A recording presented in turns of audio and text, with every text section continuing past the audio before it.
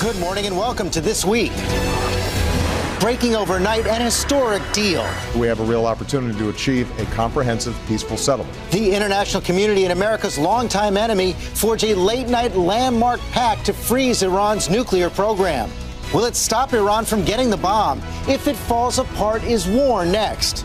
Joining us this morning, Secretary of State John Kerry. We go inside Iran, plus Martha Raddatz and Christian Amanpour with all the breaking details and analysis. Then our Powerhouse Roundtable takes on the Democrats' stunning move to shake up the Senate and America's lasting fascination with JFK. Plus, Facebook founder Mark Zuckerberg and Maya Angelou, Calypso Queen. Manjo as fast as you can, Manjo, the police holding me. I haven't thought of that song in 200 years. Right here this Sunday morning. From ABC News, This Week with George Stephanopoulos starts now. And we begin with that big news breaking overnight after months of secret talks and high-stakes diplomacy, a deal between Iran and the West to suspend its nuclear program and get some relief from those sanctions that have crippled Iran's economy. It's sparking strong and split reactions in Washington and around the world. We'll get right to Secretary of State John Kerry in a moment. First, ABC's chief foreign correspondent Terry Moran has more on the fine print and the fierce response. He's at the negotiating site in Geneva. Good morning, Terry.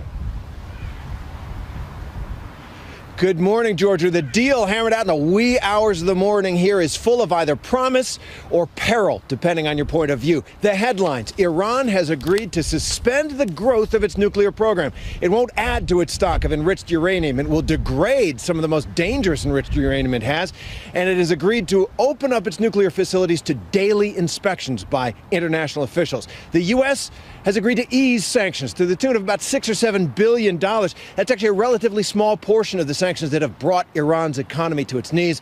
And this whole thing is temporary. 6 months, neither side trusts each other here as they enter into negotiations to try to reach a comprehensive agreement, lifting all sanctions in exchange for an end to Iran's nuclear weapons ambitions. That is a very tough nut to crack. No surprise, the Israeli Prime Minister Benjamin Netanyahu trashing the deal, calls it a bad deal, an historic mistake, says Israel is not going to be bound by the agreement, and he's going to do everything he can to prevent Iran from getting a nuclear weapon.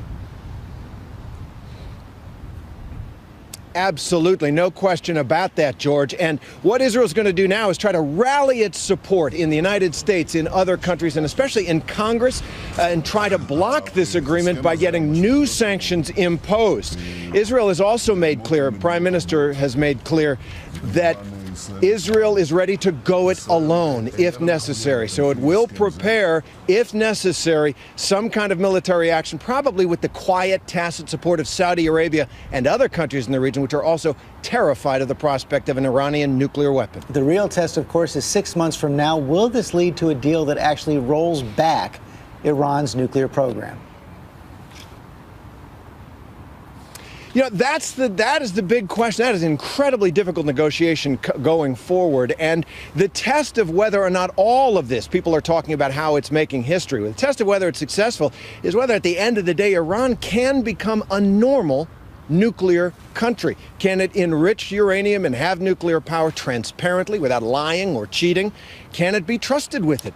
And can it join in a new kind of relationship with the United States and the West? Those are the stakes here, and they are very, very high. No question about that. Terry Moran, thanks very much.